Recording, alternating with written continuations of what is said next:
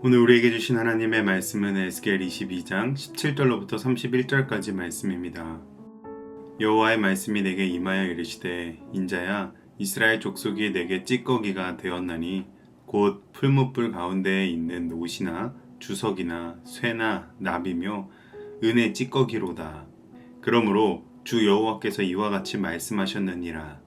너희가 다 찌꺼기가 되었은즉 내가 너희를 예루살렘 가운데로 모으고 사람이 은이나 노시나 쇠나 나비나 주석이나 모아서 풀무불 속에 넣고 불을 불어 녹이는 것 같이 내가 노여움과 분으로 너희를 모아 거기에 두고 녹이리라. 내가 너희를 모으고 내 분노의 불을 너희에게 불면 너희가 그 가운데서 녹되 은이 풀무불 가운데서 녹는 것 같이 너희가 그 가운데서 녹으리니 나 여호와가 분노를 너희 위에 쏟은 줄을 너희가 알리라. 여호와의 말씀이 내게 임하여 이르시되 인자야 너는 그에게 이르기를 너는 정결함을 얻지 못한 땅이요 진노의 날에 비를 얻지 못한 땅이로다 하라. 그 가운데에서 선지자들의 반역함이 우는 사자가 음식물을 움킴 같았도다. 그들이 사람의 영혼을 삼켰으며 재산과 보물을 탈취하며 과부를 그 가운데에 많게 하였으며 그 제사장들은 내 율법을 범하였으며 나의 성물을 더럽혔으며 거룩함과 속된 것을 구별하지 아니하였으며 부정함과 정한 것을 사람이 구별하게 하지 아니하였으며 그의 눈을 가리어 나의 안식일을 보지 아니하였으므로 내가 그들 가운데에서 더럽힘을 받았느니라.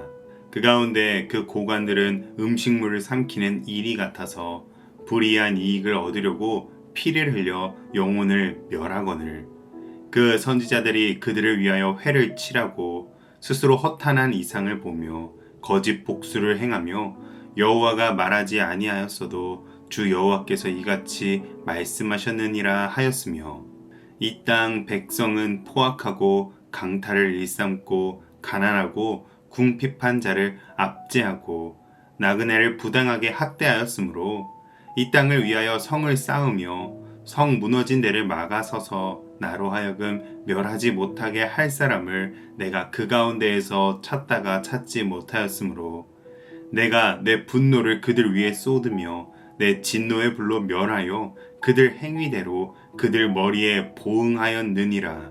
주 여호와의 말씀이니라. 아멘. 역사를 보면 때때로 단 한 사람이 나라와 민족의 운명을 바꿔놓는 순간들이 있었습니다. 전쟁터에서 용기 있는 한 명의 희생이 전세를 역전시켜 나라를 구하기도 하고 전염병이 퍼진 도시에서 한 의사의 헌신이 수많은 생명을 구하기도 했습니다. 마치 작은 촛불 하나가 어둠을 몰아내는 것처럼 한 사람의 존재는 결코 가볍지 않습니다. 성경에서도 노아 한 사람의 의로움으로 인류가 멸망에서 보존되었고 요셉 한 사람의 지혜로 애국과 그 주변 나라가 흉년에서 살아남았습니다. 오늘 본문에서 하나님께서는 예루살렘을 심판하시기 전에 멸하지 못하게 할 한 사람을 찾으셨습니다. 무너진 성을 막아설 한 사람, 중보자의 자리에 설 한 사람입니다. 그런데 그 한 사람이 보이지 않았습니다.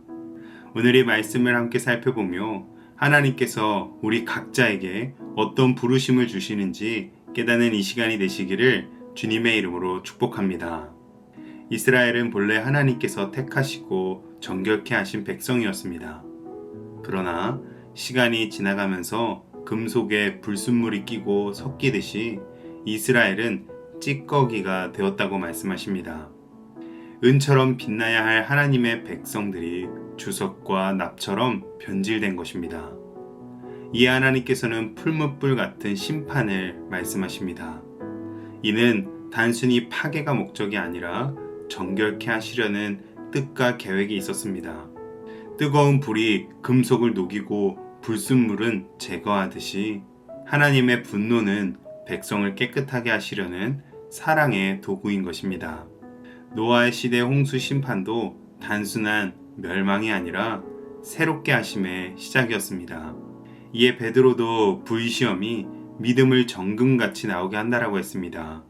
베드로전서 1장 7절 말씀, 너희의 믿음의 확실함은 불로 연단하여도 없어질 금보다 더 귀하여 예수 그리스도께서 나타나실 때에 칭찬과 영광과 존귀를 얻게 할 것이니라. 아멘. 아무리 뜨거운 불심판이라 할지라도 정금은 남아있는 것처럼 본질은 결코 사라지지 않습니다. 그렇기에 오늘 우리는 도가니에 들어가도 남아있을 본질을 붙들어야 합니다. 그럼 심판에서도 남겨질 본질은 무엇일까요? 어제 본문에서 하나님께서 말씀하셨던 이스라엘의 죄악들의 목록들을 근거하여 보면 신앙의 본질은 바로 하나님 사랑과 이웃 사랑입니다. 그런즉 우리는 하나님 사랑과 이웃 사랑은 그 무엇과도 바꾸지 않으며 타협할 수 없는 본질로서 지켜야 할 줄로 믿습니다. 이어 하나님께서는 예루살렘이 정결함을 얻지 못한 땅, 진노의 날에 비를 얻지 못한 땅이라고 하십니다. 정결함을 얻지 못한다는 것은 이미 죄악의 피로 인해 심히 오염되어 회개하지 못하는 땅이 되었음을 뜻합니다. 그리고 진노의 날에 비를 얻지 못한다는 것은 하나님의 은혜를 상징하는 비가 내리지 않으므로 진노와 심판에 그치게 하지 못하고 완전히 황폐해질 것을 뜻합니다. 약속의 땅이고 젖과 꿀이 흐르던 땅을 이렇게 되도록 하는 죄악들이 25절에서 29절까지 열거되어져 있습니다.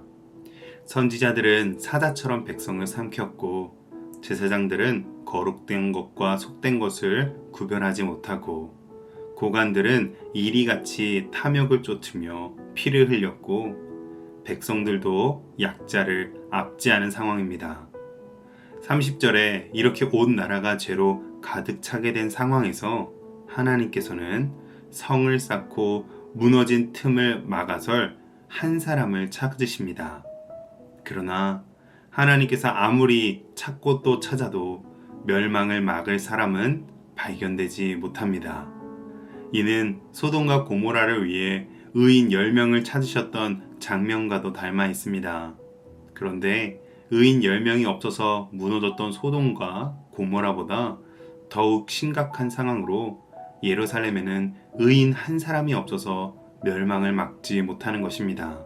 시내산에서는 아론이 만든 금송아지를 섬김으로 하나님의 진노를 샀지만 모세가 하나님께 중보함으로 이스라엘은 멸망을 피할 수 있었습니다. 오늘도 하나님께서는 우리의 교회와 가정과 나라 가운데 멸망하지 못하게 할 사람을 찾고 계십니다. 에스겔서에서는 찾지 못했던 그 한 사람, 의로운 중보자는 장차 오실 예수님에 대한 예언이 됩니다. 예수님께서는 십자가를 통하여 인류 앞에 놓인 영원의 멸망의 심판을 막으시고 우리를 구원하셨습니다. 그러므로 오늘 우리도 이 예수님 안에 거함으로 이 땅 가운데서 멸망을 막는 중보자로 바로 서야 할 줄로 믿습니다. 하나님께서는 지금도 이 무너진 세상을 바라보며 중보자를 찾고 계십니다. 그러므로 오늘 우리 모두는 무너져가는 민족과 나라와 세대와 가정과 교회에서 멸망을 막고 하나님의 은혜와 긍휼을 간구하는 최후의 보루가 되시기를 주님의 이름으로 축복합니다. 기도하겠습니다. 거룩하신 하나님 아버지, 이스라엘이 불순물로 가득 차 심판을 피할 수 없었던 것처럼 오늘 우리의 삶에도 찌꺼기가 가득함을 고백합니다. 그럼에도 불구하고 주님께서는 멸하지 못하게 할 사람을 찾고 계시며 바로 우리를 그 중보자로 부르셨습니다. 주여, 이제는 우리의 기도가 가정을 지키는 울타리와 교회를 세우는 성벽이 되게 하옵소서. 예수 그리스도의 십자가를 의지하여서 무너져가는 신앙의 본질을 세워가는 자들이 되게 하여 주시옵소서. 예수님의 이름으로 기도합니다. 아멘.